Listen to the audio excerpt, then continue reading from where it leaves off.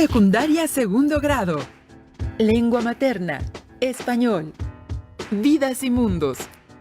Que los alumnos identifiquen la función de la biografía, reconozcan la relación entre la vida y la obra de un personaje, así como la importancia de las citas textuales y referencias al escribir un texto biográfico. Es un gusto encontrarnos nuevamente en una sesión más de Aprende en Casa, estrategia de aprendizaje propuesta por la Secretaría de Educación Pública. En esta emisión revisaremos el tema Vidas y Mundos, correspondiente a la asignatura Lengua Materna Español de segundo grado. El propósito de estudiar este tema es que identifiquen la función de la biografía y reconozcan la relación entre la vida y obra de un personaje. También en esta sesión conocerán la importancia de las citas textuales y referencias al escribir un texto biográfico. Les pedimos toda su atención y concentración, pues recuerden que deben anotar sus ideas principales y preguntas para que las contestes e integren a su carpeta de experiencias, la cual compartirán con su docente. Antes de comenzar, recuerden tener a la mano hoja y lápiz. ¡Comenzamos! Recordarán que hemos escrito textos para compartir conocimientos, por ejemplo, las monografías, documentos que sirven para reforzar las habilidades de estudio. Además, podremos definir en qué consisten las biografías, textos que usamos para compartir lo que hemos estudiado sobre la vida y la obra de una persona. Seguramente han escuchado algo sobre las aportaciones a la ciencia por parte de personajes tan importantes como Neil Armstrong, Carl Sagan o Louis Pasteur. O sobre la labor de Mahatma Gandhi y Martin Luther King, defensores de los derechos humanos. Resulta interesante identificar la labor de estos personajes, conocer su vida, ya que esto nos permite comprender mejor cómo llegaron a trascender. Un texto biográfico es la narración sobre la vida de una persona, pero ¿para qué la leemos? ¿Para qué lo escribimos? El siguiente video les permitirá reflexionar sobre la función de las biografías y les dará algunos ejemplos sobre personajes cuya vida y obra merece ser reconocidas. Hola, ¿se imaginan a Ramón López Velarde escribiendo poesía en su escritorio? Yo sí, porque estuve leyendo su biografía y me interesó tanto que me dieron ganas de conocer más sobre cómo vivió. Por eso vine a este museo que hicieron en su casa. ¿Alguna vez han leído la biografía o los datos más importantes de la vida de alguien? ¿Saben para qué se escriben? ¿Por qué es interesante leerlas? Vengan, los invito a conocer algunos datos sobre la vida y obra de personajes célebres a partir de sus biografías.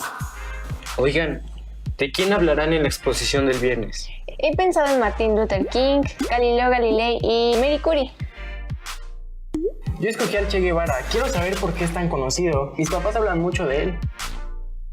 ¿Y dónde podemos encontrar la vida y obra de personajes célebres? En las biografías. Sí.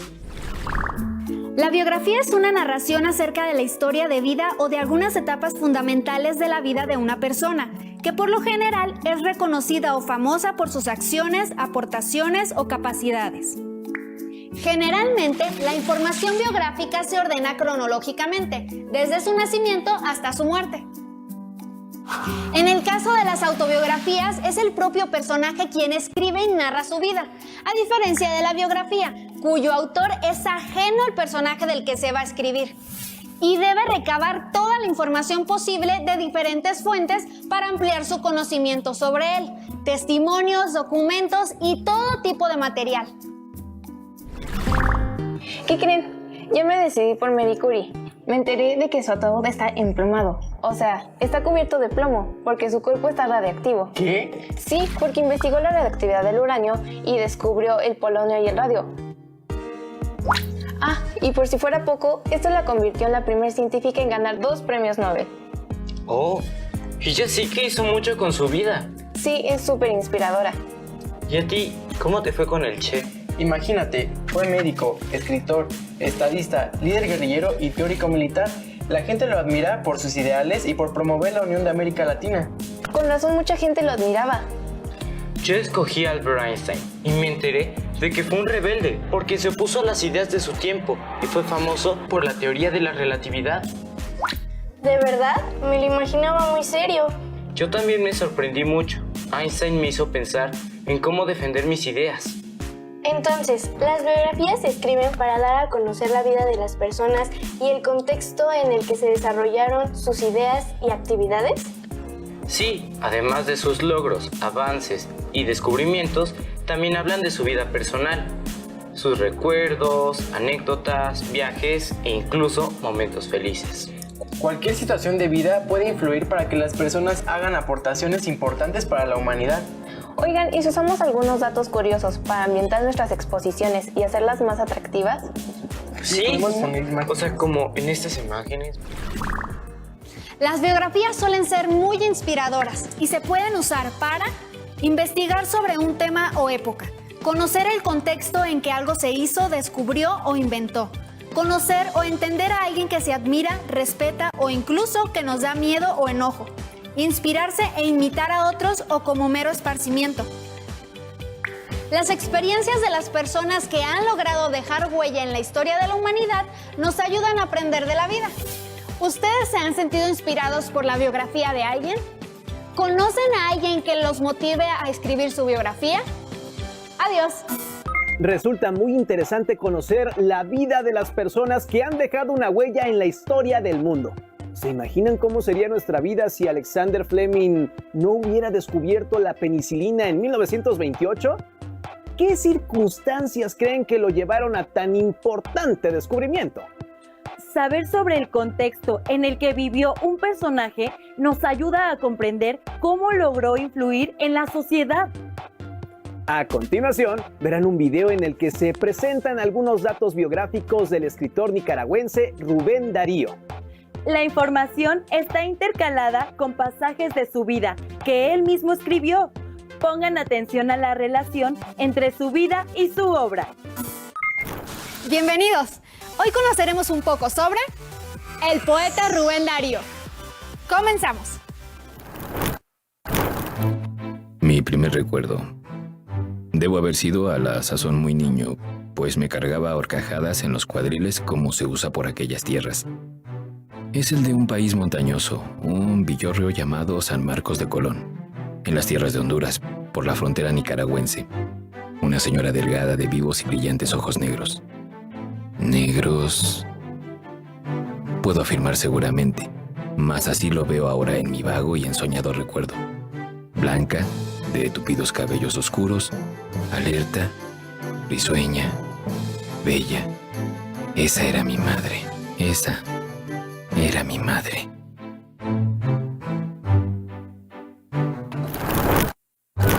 Félix Rubén García Sarmiento nació el 18 de enero de 1867 en Metapa, Nicaragua.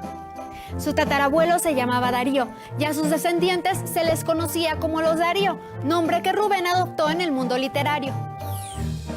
Se dice que su amor por las letras comenzó a muy temprana edad.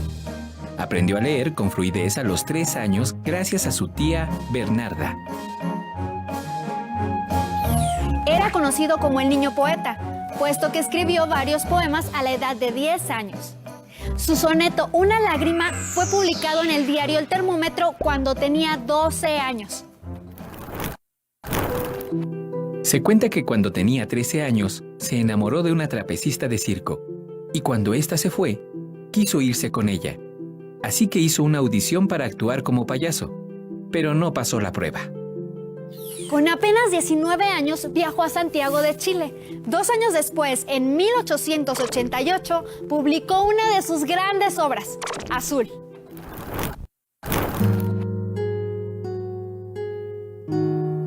La Virgen de la Paloma. La madre mostraba al niño la paloma y el niño, en su afán de cogerla, abría los ojos, estiraba los bracitos, reía gozoso. Y su rostro al sol tenía como un nimbo, y la madre, con la tierna beatitud de sus miradas, con su esbeltez solemne y gentil, con la aurora en las pupilas, y la bendición y el beso en los labios, era como una azucena sagrada, como una María llena de gracia. irradiando la luz de un candor inefable. El niño Jesús, real como un Dios infante, precioso como un querubín paradisiaco, quería asir a aquella paloma blanca bajo la cúpula inmensa del cielo azul. El gran poeta nicaragüense fue el indicador y principal promotor del modernismo en la lengua castellana. Rubén Darío condujo la literatura en lengua española a la modernidad, al liberar a la poesía de las formas tradicionales y encaminarla hacia la búsqueda de la belleza en lo sensorial, la luz y el color, aunque seguía muchas reglas de la poesía tradicional. Las experiencias vividas en su búsqueda por encontrar lo puro, lo bello y lo nuevo incluyeron desde el cosmopolitismo y lo exótico hasta el escapismo y el misticismo. Fue reconocido también como padre del modernismo. Entre sus obras principales están Azul, 1888, Prosas profanas, 1896 y Cantos de vida y esperanza, 1905. El siguiente poema es representativo de su poesía en la guerra. Representa un tributo a su persona y a los valores de libertad que defendió. Escapismo, evasión o huida mental de la realidad. Canción de otoño en primavera. Juventud, divino tesoro, ya te vas para no volver. Cuando quiero llorar, no lloro, y a veces lloro sin querer. Plural ha sido la celeste historia de mi corazón. Era una dulce niña en este mundo de duelo y de aflicción. Miraba como el alba pura, sonreía como una flor. Era su cabellera oscura hecha de noche y de dolor. Yo era tímido como un niño.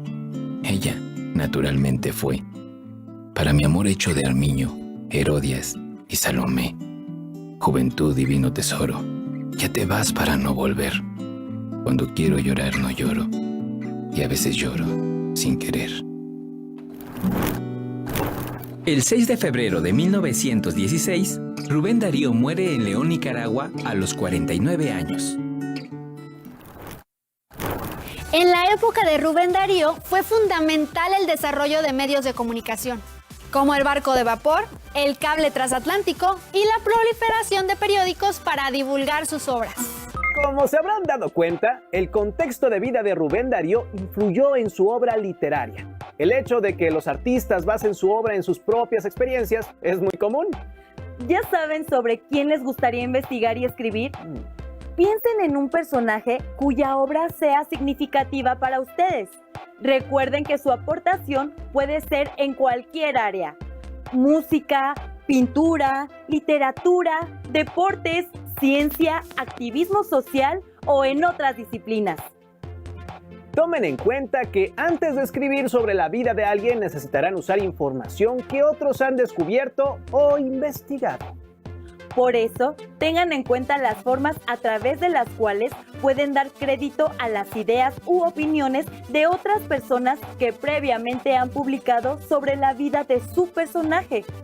Observen el video e identifiquen cómo pueden elaborar citas textuales y referencias para evitar el plagio al momento de escribir su texto biográfico.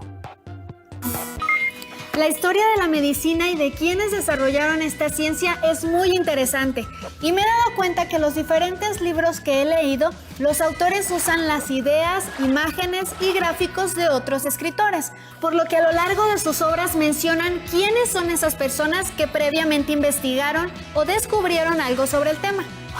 ¿Por qué es importante citar las ideas y opiniones de otras personas? Vamos a investigar. Oye, encontré en internet varios documentos muy interesantes sobre los modelos atómicos. Mira.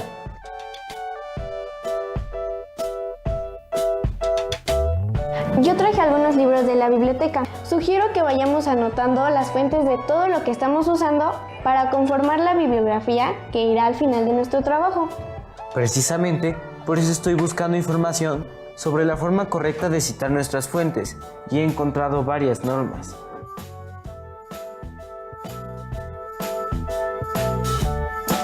Pero aún no entiendo por qué debemos anotar todas las fuentes.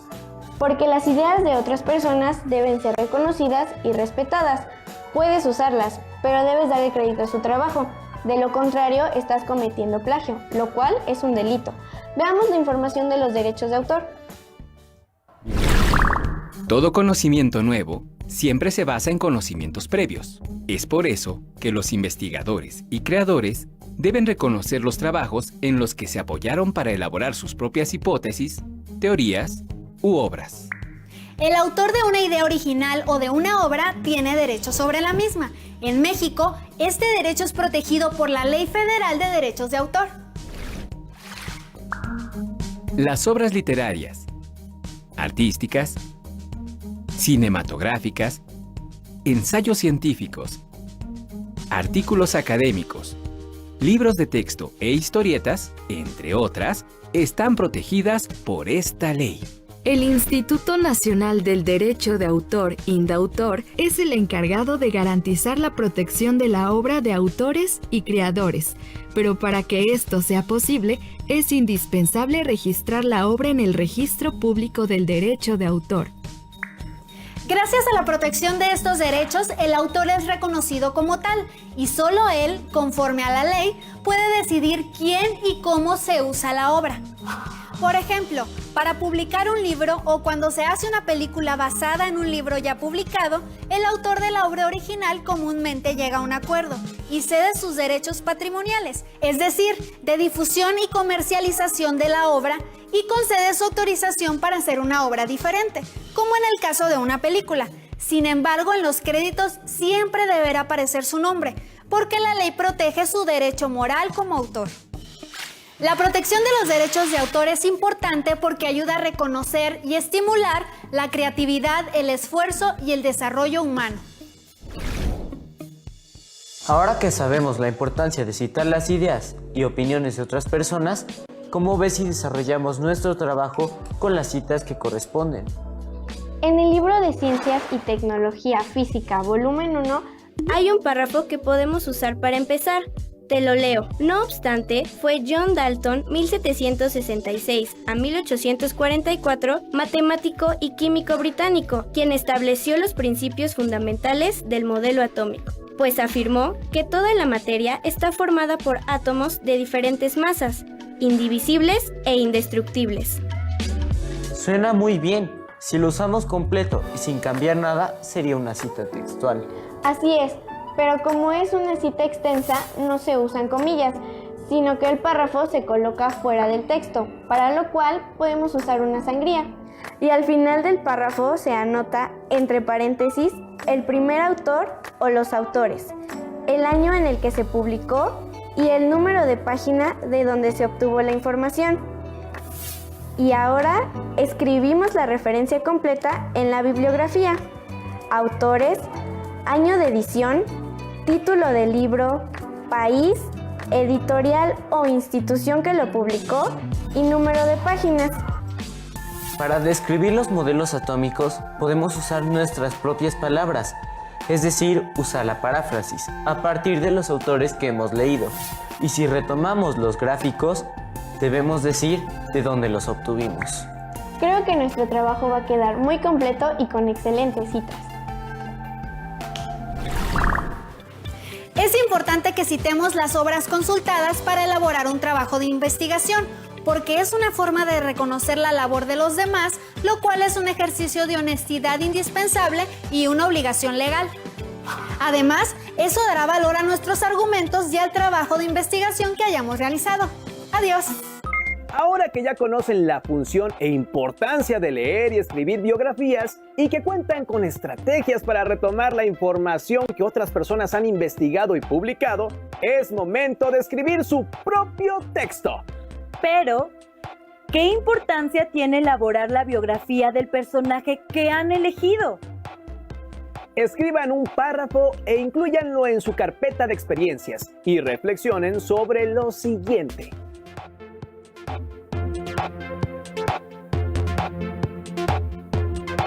¿Por qué les interesa hacer la biografía sobre ese personaje?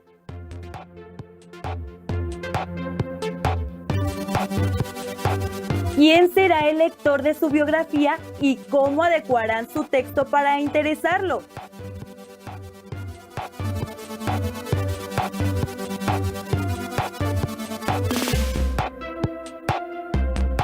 ¿En qué persona gramatical se escribe una biografía?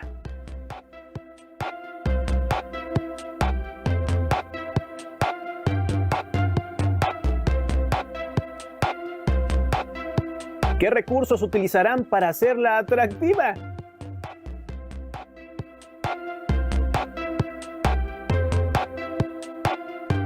¿Qué son las citas textuales y las referencias?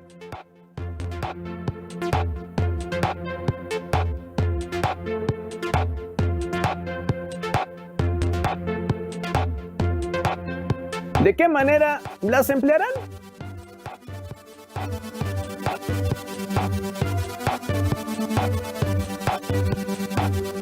Revisen biografías de otros personajes. Les recomendamos en especial la biografía de Ignacio Manuel Altamirano, que se titula Las armas y las letras. O bien, cierren los ojos y recuerden el video sobre Rubén Darío.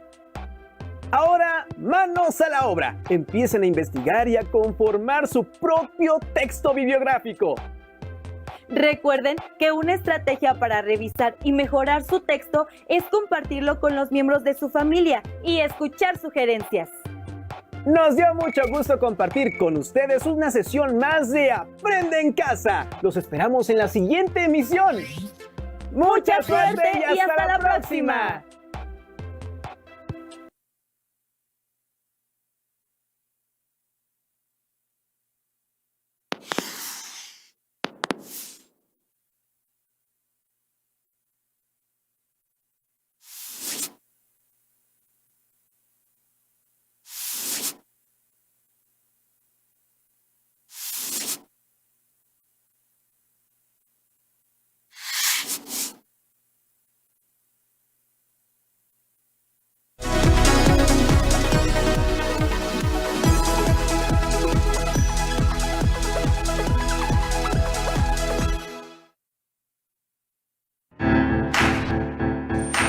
Secundaria segundo grado. Matemáticas. Multipliquemos los esfuerzos, no seamos negativos. Que las alumnas y los alumnos comprendan las reglas de los signos para la multiplicación y profundicen en los casos que pueden presentarse al multiplicar. Bienvenidas y bienvenidos a la programación de Aprende en Casa. Esperamos que se encuentren muy bien.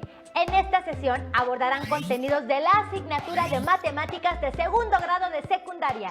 Así es, más específicamente resolverán problemas de multiplicación y división de números enteros, fracciones y decimales positivos y negativos.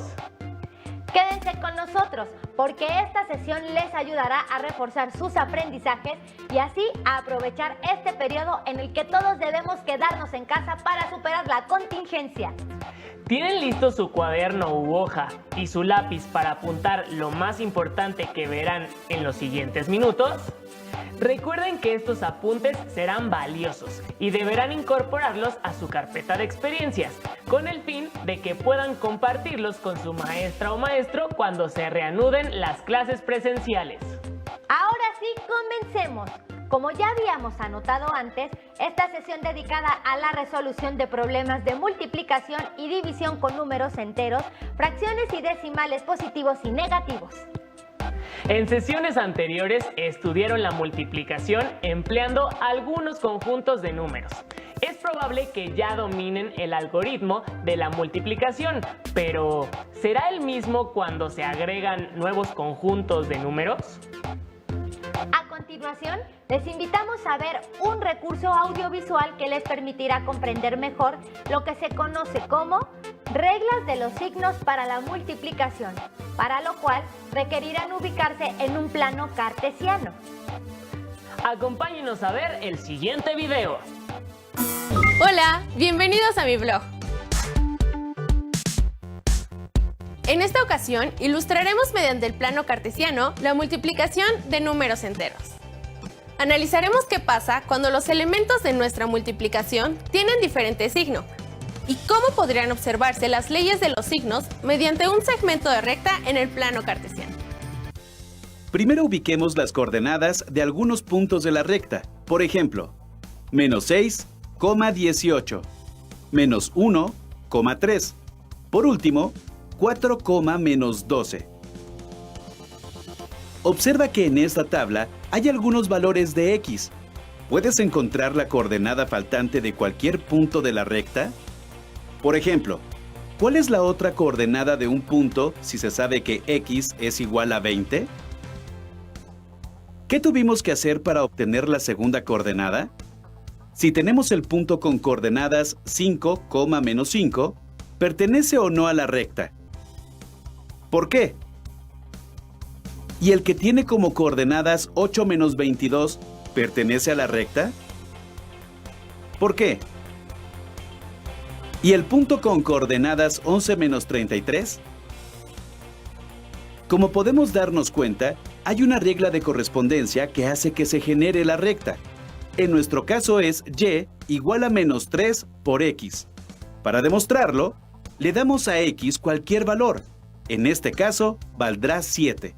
Para eso, sustituimos su valor en la regla de correspondencia y tenemos las coordenadas del punto 7, menos 21. Este punto se encuentra dentro de la recta. En este otro caso, tenemos una tabla con valores de x que van del menos 4 al 4. Y la regla de correspondencia de y es igual a 3 por x.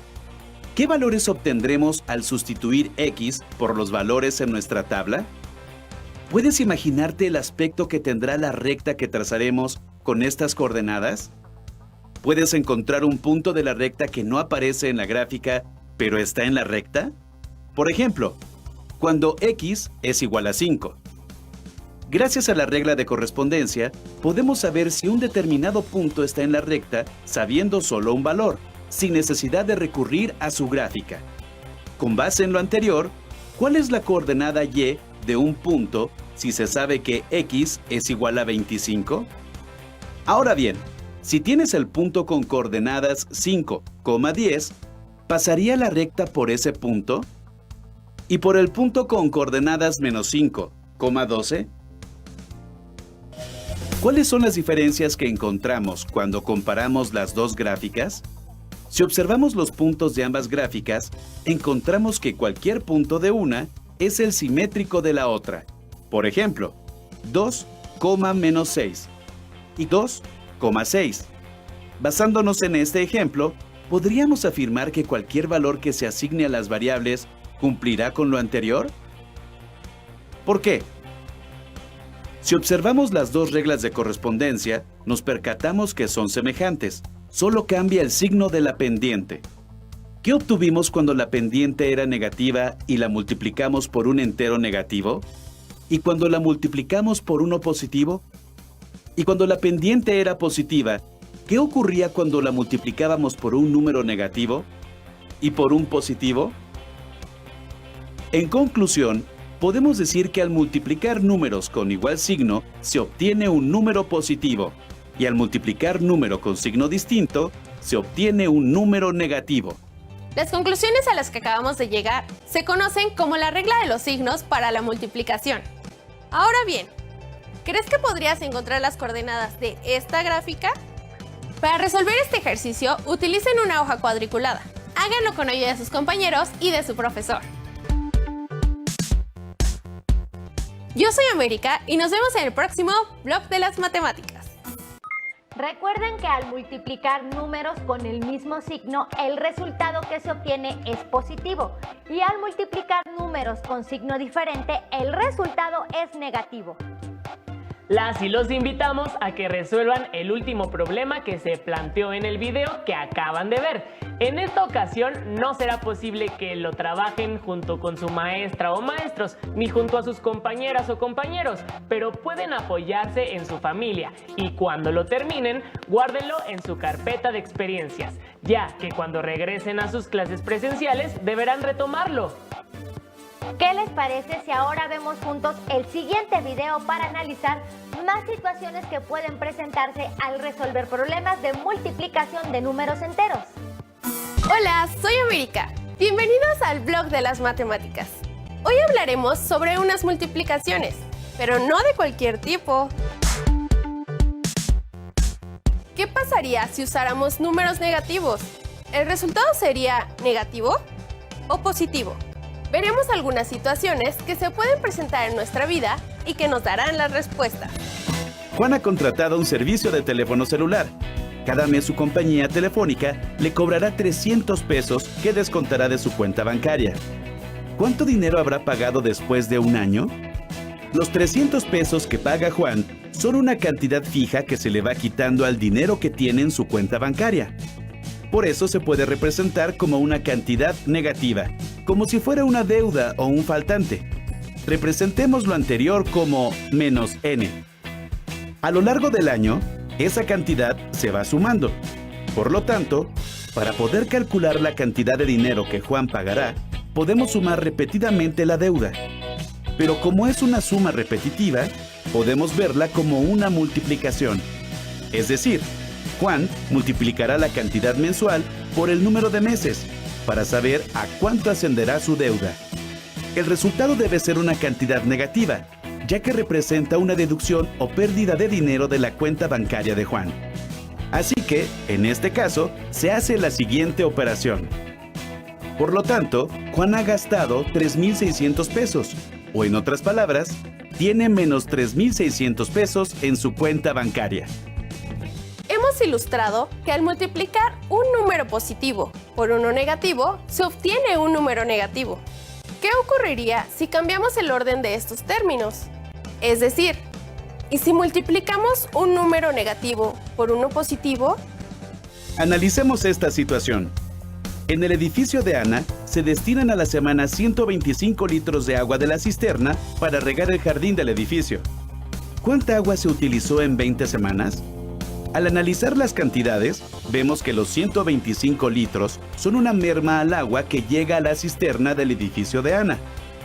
Al realizar el cálculo de cuánta agua se utilizará, representamos esta cantidad con un número negativo, ya que es una pérdida, y lo multiplicamos por las 20 semanas. Por lo tanto, hay una pérdida, representada por un número negativo, de 2,500 litros. Analicemos lo que acabamos de hacer en las dos actividades anteriores.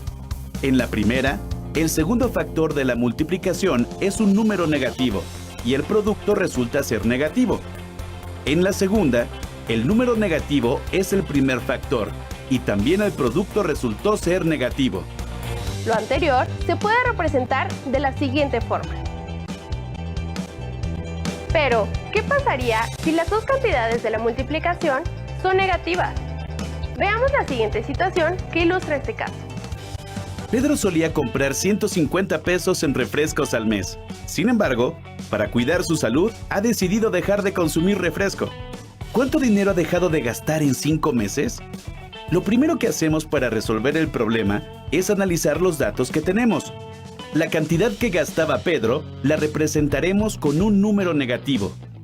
Los 5 meses en los que se abstuvo de consumir refresco los podemos representar también como un número negativo, ya que en ese periodo no hizo ninguna compra.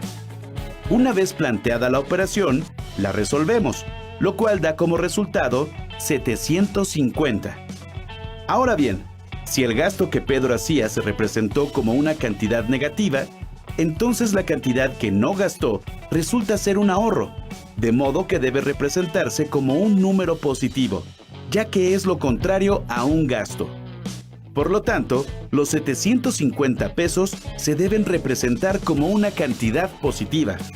Lo anterior es una ejemplificación de que el producto de dos cantidades negativas da como resultado una positiva. Podemos resumir lo anterior de una manera muy simple. Cuando los factores tienen los signos contrarios, el producto será negativo. Cuando tienen el mismo signo, el producto será positivo. A esto se le conoce como la regla de los signos para la multiplicación. No me queda más que invitarlos a la próxima emisión del Blog de las Matemáticas. ¡Hasta luego! Como pudieron ver en el video, hay situaciones de pérdidas o deudas que pueden asociarse a un número negativo. ¿Conocen otras situaciones que pueden representarse con números negativos? Además, pudieron observar cómo se asocian ciertos datos como una multiplicación de dos números negativos. Seguramente ustedes pueden representarlo de otra manera. Inténtenlo. Ahora las y los invitamos a ver otros casos en los cuales intervienen más factores con signo.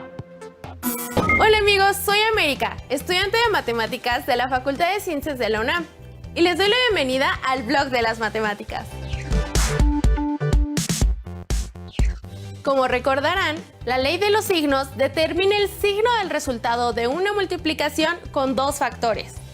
Pero, ¿cuál será el signo del resultado si hay más de dos factores con diferente signo? Acompáñenme a descubrirlo. Tenemos una tabla que tiene -5 de un lado. Este número lo vamos a multiplicar las veces que lo indique la cara de un dado. Por ejemplo, si el dado cae en el número 3, obtenemos -5 por -5 por -5, lo cual nos da como resultado -125. ¿Pueden encontrar la relación entre el número de veces que se multiplicó el -5 y el signo de su resultado? Terminemos de llenar la tabla. ¿Y ahora pueden encontrar la relación? Como pueden darse cuenta, siempre se obtendrá un resultado negativo si hay un número impar de factores negativos en una multiplicación. En cambio, cuando el número de factores negativos es par, siempre se obtendrá un número positivo. Por ejemplo, si en vez de lanzar un dado lanzáramos 2, para obtener la suma de las caras de los dados, del 7 al 12, podríamos saber los signos de los resultados antes de realizar las multiplicaciones. Por otra parte, observen que al multiplicar todos los resultados por -1, obtenemos el número opuesto o simétrico al factor inicial. Si hiciéramos el mismo juego, pero el número que se multiplicara fuese el 2 positivo, ¿qué obtendríamos? ¿Cuándo se obtiene un resultado negativo? Ahora, ¿qué pasaría con los resultados que recién obtuvimos si los multiplicamos por -1? Pueden poner pausa al video para que completen todas las tablas y comenten las respuestas con su maestro y sus compañeros de grupo. Ya vimos cómo cambia el signo del resultado de acuerdo con la cantidad de factores negativos que se tengan en la multiplicación. Pero, ¿qué pasa en el caso de la división? Veámoslo con el siguiente ejemplo. 3 socios pagarán por partes iguales una deuda que dejó su empresa por 2.493.396 pesos. Tomando en cuenta que una deuda puede considerarse como una cantidad negativa, ¿cuánto va a perder cada uno? Para encontrar esta cantidad, se divide el total de la deuda entre los 3 socios. Observen que el divisor 3 debe tener signo positivo porque no tiene sentido decir -3 personas. El resultado representa la pérdida que cada uno de los socios tendrá, así que esa cantidad es negativa. ¿Qué pasaría si en lugar de calcular la cantidad de dinero que cada socio debe pagar, nos interesara saber el número de socios? Dividimos la deuda total entre la deuda que cada socio debe pagar. De nuevo, como estamos hablando de personas, el resultado no puede ser negativo. Así pues, las leyes de los signos también se cumplen para la división. En la multiplicación, si hay un número impar de factores negativos, entonces el resultado siempre es negativo. Si el número de factores negativos es par, entonces el resultado es positivo. Ahora ya podemos responder la pregunta que se hizo al principio. ¿Cuál será el signo del resultado si hay más de 2 factores con diferente signo? También para el caso de la división, si uno solo de sus elementos, el dividendo o el divisor, es negativo, entonces el cociente es negativo. Y si ambos son positivos, el cociente también es positivo. Nos vemos en el próximo blog de las matemáticas.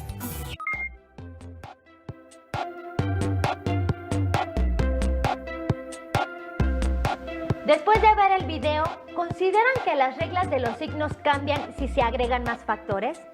Para responder esta pregunta, las y los invitamos a realizar la siguiente actividad.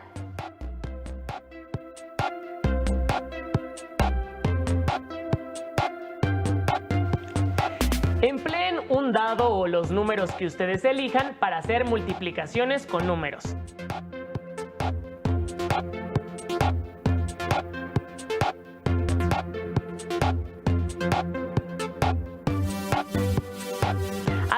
último, usen una moneda para determinar qué signo tendrá cada número que ustedes elijan.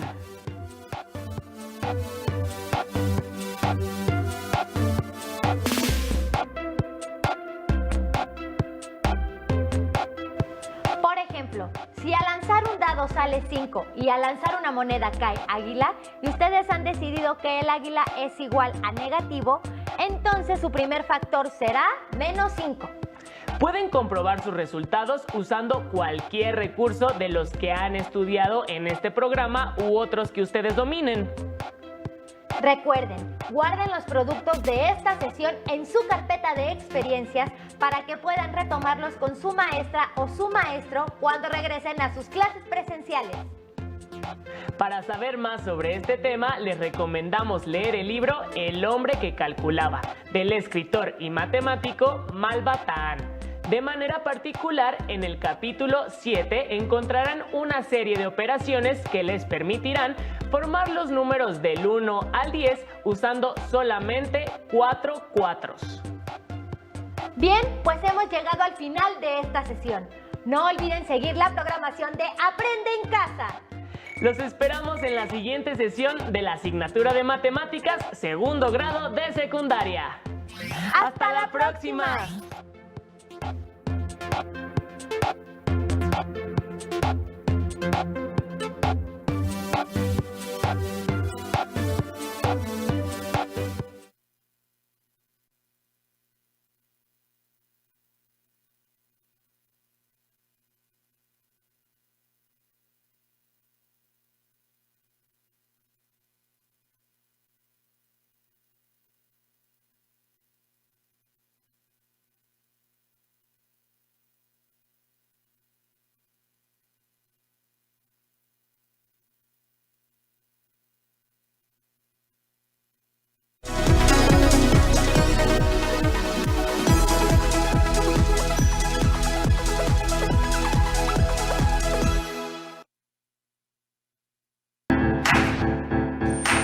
Secundaria segundo grado. Formación cívica y ética. Las normas organizan la convivencia. Identificar distintos tipos de normas y analizar la importancia de su vigilancia y cumplimiento imparcial por parte de las autoridades e instituciones.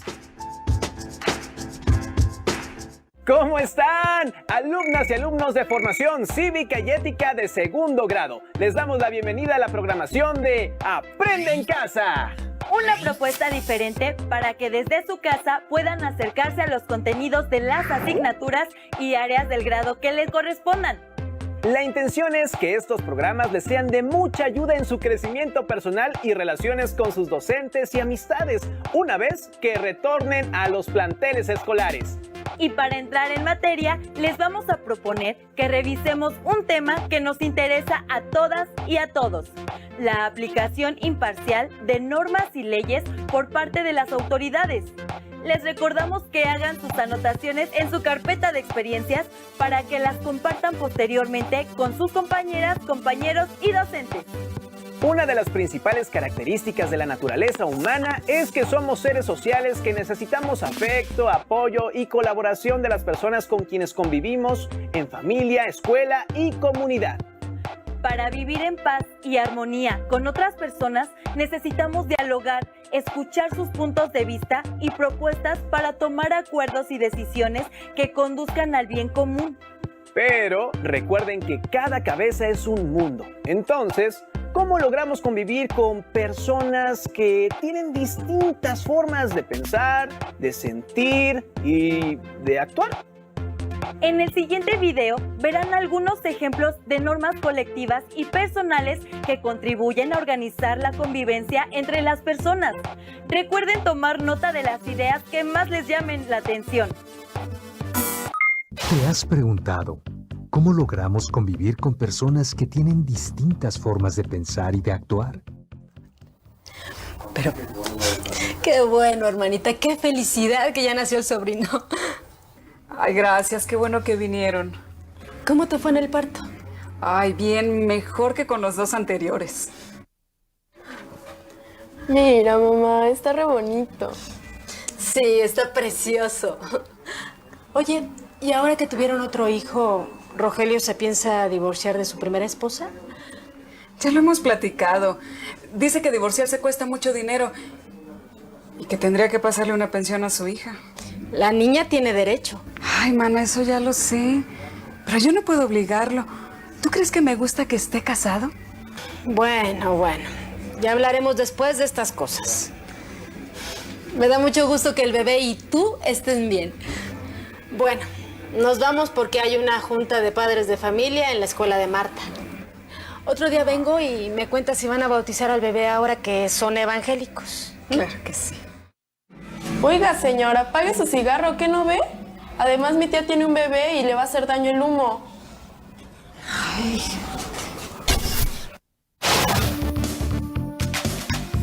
Las normas son pautas de conducta o criterios de actuación de los seres humanos ante una determinada situación.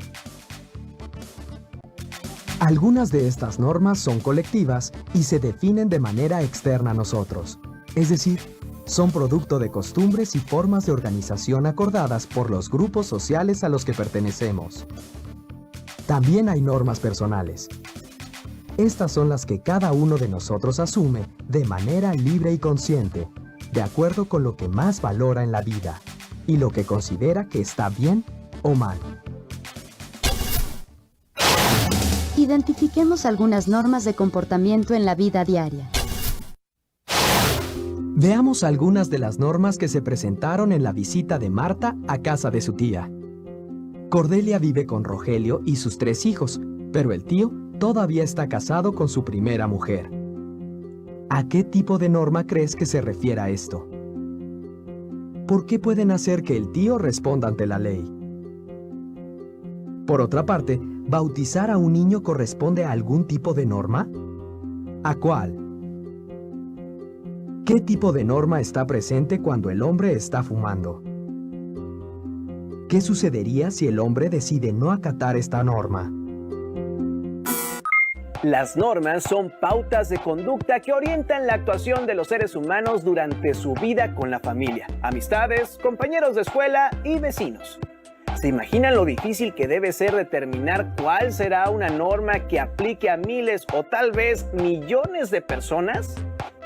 Para que los ciudadanos o pobladores acepten, respeten y defiendan una norma, deben estar convencidos de su importancia para organizar la vida de las personas. Por ello, es necesario participar en la toma de acuerdos y construcción de esas normas, cada quien en el ámbito en que se desenvuelve. Por ejemplo, a nivel nacional los diputados y senadores reciben las opiniones de las personas a las que representan e intervienen en la elaboración de normas jurídicas que aplican para todas las personas del país. Los adolescentes pueden involucrarse en principio en la elaboración de normas. ¿Alguna vez han participado en la creación de una norma para su escuela o familia? ¿Cómo fue? En las situaciones de vida incluidas en el video anterior, se observan 2 tipos de normas: colectivas y personales. ¿Qué tipo de norma consideran que se deba aplicar en el caso del señor que está fumando en el patio del edificio donde vive la señora Cornelia? ¿Por qué? Es muy importante conocer las normas que aplican en los diferentes espacios en que conviven con los demás. Empiecen por identificar cuáles son las normas personales que por sí mismos asumen de manera libre y consciente de acuerdo a lo que para ustedes es más valioso. En el siguiente video apreciarán que las normas y leyes deben aplicarse de manera imparcial. Esta es una de las exigencias más importantes en una sociedad democrática, donde todas las personas tienen el mismo valor. Por ello, las normas y leyes deben aplicarse sin distinción alguna. Las normas son pautas que elaboramos los seres humanos para organizar nuestra convivencia. A través de ellas expresamos cómo queremos que sean nuestras relaciones, qué se vale y qué no. En diferentes lugares donde convivimos cumplimos normas, en la escuela, en el trabajo, incluso en nuestra casa. Ahora es un buen momento para preguntarnos por qué es importante cumplirlas y qué papel tienen las figuras de autoridad. ¿Qué normas cumples en tu casa? ¿Quién vigila que esas normas se cumplan? Barro, trapeo, aseo mi casa y mi papá vigilan esas reglas que se cumplan. Yo trapeo, yo lavo trastes y aseo mi cuarto, y mi familia se encarga de que esas normas se cumplan. Al cumplir una norma, podemos hacerlo por diferentes motivos. Por ejemplo, porque comprendemos que es importante cumplirla y nos sentimos bien al hacerlo. O porque son pautas básicas para que nadie abuse de nadie y se respete la convivencia humana. Para asegurar que las normas se cumplan y, en su caso, sancionar a los que no lo hacen, es necesario que existan figuras de autoridad. En todos los espacios donde nos desarrollamos existen figuras de autoridad, como hermanos mayores, madres y padres, abuelos o profesores. También existen diversas instituciones que cumplen la función de ser autoridades en la organización y conducción de un país. Por ejemplo, el Poder Legislativo, la Comisión Nacional de Derechos Humanos, el Ayuntamiento o la Presidencia Municipal, entre otros. Una autoridad tiene la capacidad de hacer respetar las normas y resolver conflictos cuando dos o más personas no se ponen de acuerdo.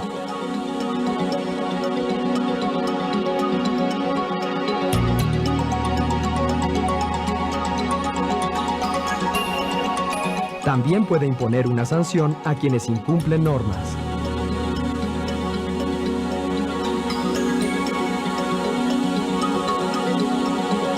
Sin embargo, las sanciones que una autoridad aplique deben apegarse a lo que establecen las leyes y proteger la dignidad y la integridad de la persona que es responsable de incumplir la norma.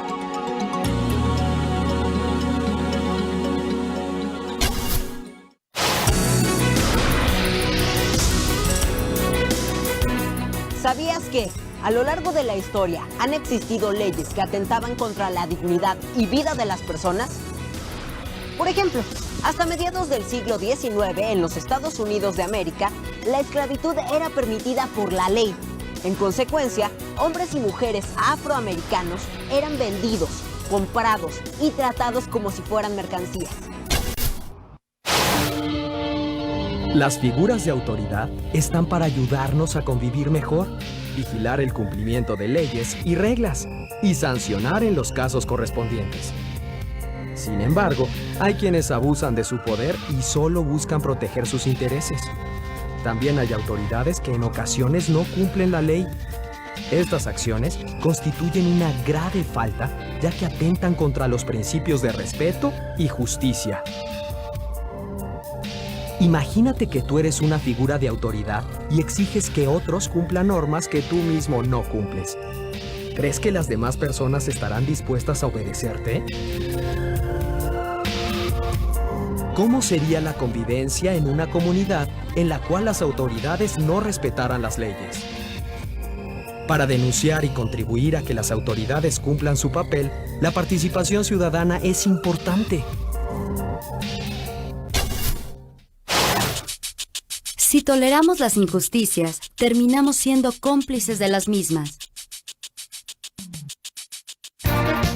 Ustedes pueden aprender más sobre las figuras de autoridad con un sencillo juego. Imagínense la siguiente situación. Las cabras de un pastor se meten en el terreno de un ganadero para comer. El ganadero, al darse cuenta, las encierra en un corral.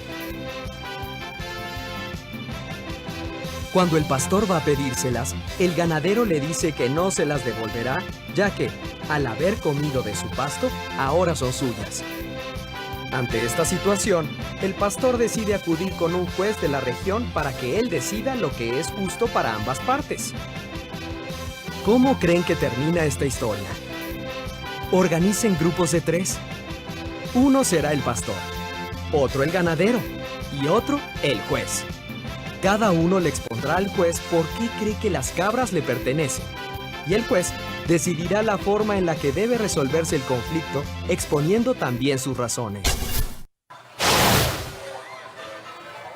Ahora sabemos cuál es el papel de las figuras de autoridad. ¿Ustedes qué creen? ¿Necesitamos que exista una autoridad para que respetemos las normas? ¿Qué pasa si no hay alguien que nos obligue a cumplir una norma de convivencia? ¿Qué pasa cuando las personas realizan acciones que afectan a una persona o a toda una comunidad? Lalo vive en un poblado pequeño con casitas de techos bajos. Hoy, cuando salió hacia la escuela, vio que había rayones en las paredes de su casa. Mientras caminaba, Lalo notó que otras casas también estaban pintadas con escritos y dibujos. Pensó que sus papás y los dueños de las otras viviendas afectadas no tendrían dinero para pintarlas. Lalo se preguntó cómo se podría solucionar el problema. ¿A quién acudir para pedir ayuda? ¿Los responsables serían sancionados? ¿Cómo? ¿Por quiénes? Es importante que antes de tomar una decisión referente al cumplimiento de una norma, nos planteemos preguntas como: ¿qué sentido tiene que exista esa norma? ¿Qué consecuencias puede haber si no la respeto? ¿A quiénes afecto? Ser ciudadano significa entender la importancia de las normas en nuestra vida y aceptarlas por el hecho de que nos sentimos mejor al cumplirlas, y no por evitar posibles castigos o porque alguien nos lo ordene o imponga. Las normas nos ayudan a convivir. Parte de nuestra función como ciudadanos es demandar a nuestras autoridades que cumplan con su papel. Cumplir también nosotros las normas para la convivencia. Organicen un debate en el grupo basándose en las siguientes preguntas. ¿Cuáles son las figuras de autoridad que creen que funcionan mejor y por qué? ¿Cómo imaginan que sería la convivencia en su escuela y en su municipio si no existieran las normas? Existen normas cuyo cumplimiento es indispensable para que se respeten los derechos de todas las personas y existan condiciones para el ejercicio de la libertad en un marco de convivencia pacífica. Ser ciudadano significa entender la importancia de las normas para la convivencia entre las personas y aceptarlas de manera consciente, sin que nadie las imponga o por el temor a una sanción. Como observamos en la cápsula anterior, para vigilar su cumplimiento existen figuras de autoridad e instituciones que tienen la capacidad de hacer respetar las normas. En esta sesión nos acercamos al rol de las normas para regular la convivencia.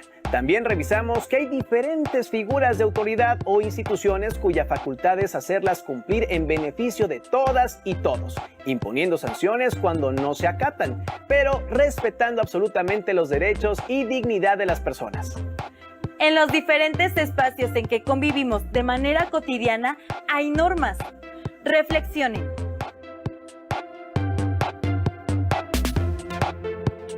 ¿Cuáles son las normas que siguen en su vida diaria?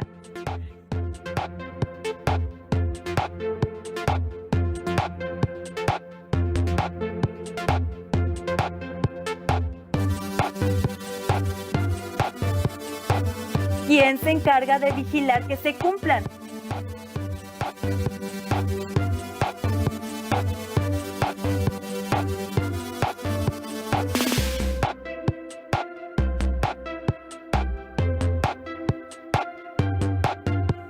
¿Qué pasa o pasaría si no las cumplen?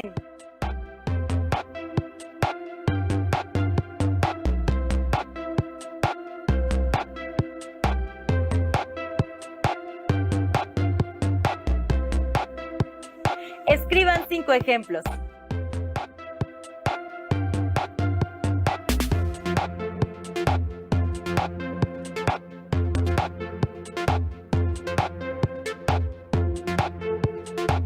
Elijan y comenten en familia uno de los casos de las 2 cápsulas anteriores. En el de Marta y su tía, discutan a partir de preguntas como ¿por qué pueden hacer que el tío responda ante la ley?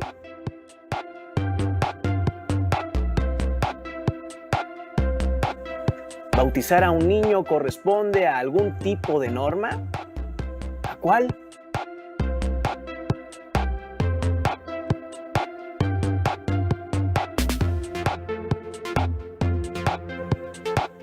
¿Qué tipo de norma está presente cuando el hombre está fumando?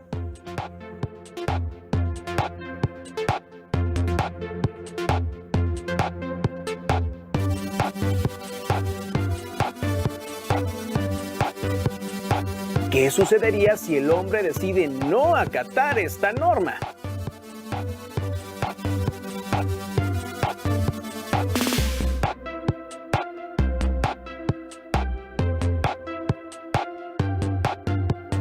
El otro caso es el del ganadero y el pastor, para trabajar con este en familia o virtualmente con sus amigos. Si les es posible, asignen roles, que alguien sea el ganadero, el pastor y el juez. Cada quien exponga sus argumentos y den un final al caso. Posteriormente, comenten a partir de preguntas como ¿qué normas vieron reflejadas en el caso?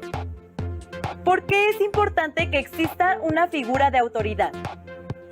¿Qué consecuencias puede tener el no respetar las normas? ¿A quiénes afecta? Recuerden tomar nota de las reflexiones y conclusiones a las que lleguen. Investiguen si en su comunidad o lugar donde viven existen algunas normas.